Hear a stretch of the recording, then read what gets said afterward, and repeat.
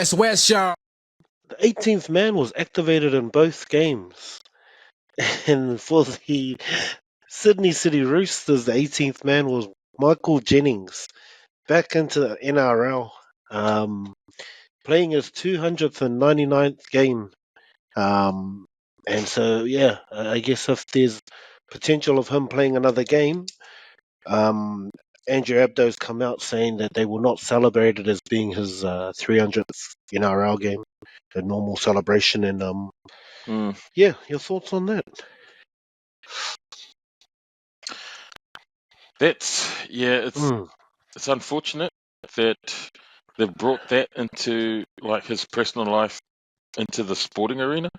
Like, I think, he served his time for all of the shit that he's done, getting caught with the banned substances, and he's been sort of stood down for the last 2 or 3 years or however long it was. To be honest, I thought he was stood down and then he thought retired. He was I didn't realise that he was coming back to register a contract once the suspension had been lifted, and seeing him back, and he didn't look out of place. Like, he still looked like just old Michael Jennings, just like actual old tad slower, I suppose. Yeah, and grayer. And then it was funny because I saw this photo on Facebook that Suoliti put up. Oh, Suoliti? From like 8-9 years ago, where Suoliti came out, and he was like standing there, and he looked real short next to Jennings. And then there was a photo of him now as players.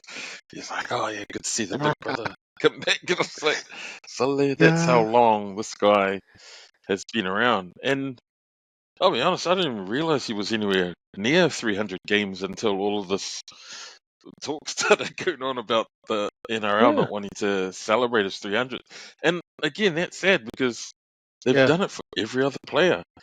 And it's a real, it makes you look at the NRL and the hypocrisy that surrounds the organisation around players that do all of this shit off the field or pre-season or, in the post-season. They get into all of this sort of trouble and they get forgiven. And then next thing you see them coming back. You see people like Cherry coming back after his drug ban, and it's a double standard that they set. And he wasn't even charged for those allegations, and he wasn't charged criminally. There was nothing. And so you're right. It's unfortunate. It just sounded like a he said, she said, jilted lover type sort of scenario where she's and I don't know what the deal's going on, what's happening. And that's the thing; it's not a celebration of his 300. Being a perfect husband or whatever. This is his NRL career. Nah, yeah, for 299 games, he's blood, sweat, and tears for the NRL, and then for them to come out publicly and announce that they weren't going to acknowledge it in a way that they've acknowledged every other guy's 300th or 400th or Melbourne Storm doing their celebrate own. Our fifth we'll premiership. celebrate these championships that were taken off us. It's all that kind of stuff, and it just makes them look bad. And is this that unconscious bias kicking in again? That's disadvantaging. Yeah, well, that's the thing. You got to put like why would they?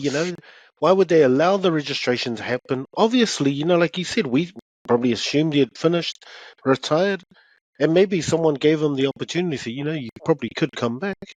And if you know that in the back of your mind, like, actually, I could probably set a milestone. I may not get a full season, but if I can get a couple games under my belt to secure this, that obviously would have had to play into his decision to re-sign a contract, do a preseason. Like, at that age, it's not easy. It's not like he just turned up and they were like, oh, hey, mate. It's not Stephen Donald fishing down the road because they were desperate for players. He's gone and done the hard work, re-signed, only to get this, pulled the rug pulled from him, just told, oh, yeah, we're not going to celebrate your 300 because some, poor kid. I'd love to hear his take on it. Like, after you've gone through the system and, you've paid your dues, life should be allowed to go on. He's allowed to present again. He's got his job back, and life is fine. Whatever went down with him, like I have my views on it, but at the same time, he's given the freedom because it's gone through the system. Yet, for some reason, Jennings doesn't get the same Yeah. treatment. It's the optics of it, because the NRL is now, they're trying to paint themselves as the NRL that looks after Indigenous, that looks after the cultural aspect of the players that are representing all the different teams in their competition. They are representing women in league, they celebrate all these things. And so the optics of what he's been alleged to have done to his ex-partner doesn't make the NRL look good. And so, yes, you're right. They shouldn't have registered his contract in the beginning.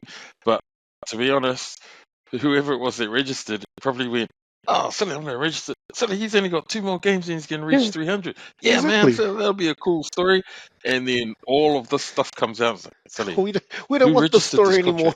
I was like, "Oh, can you cancel the fireworks that we ordered for Geno's 300?" But that's the thing, whatever, They probably were already going to celebrate it, and now with all of this bad and that's the thing, publicity, it is publicity. someone Like from all it their is media team's trying to get all ahead it of it. is the media attention getting ahead of it. Whereas if they probably, whatever came out from the ex, and because it looks like she's raised it as being an issue.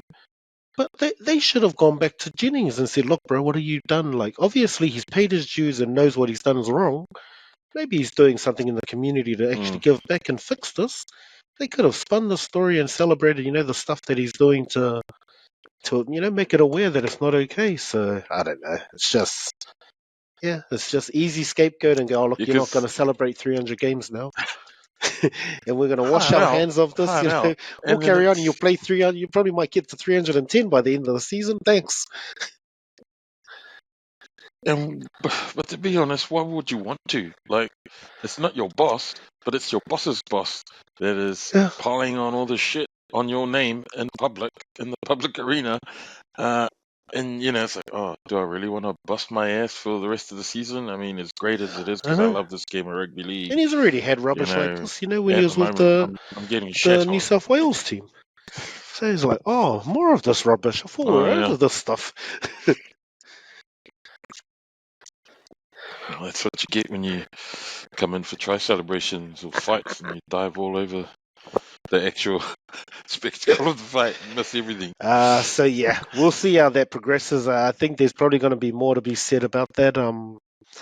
Yeah, such a shame. I mean, if he does make the field again, it'll be interesting to see how they play that out.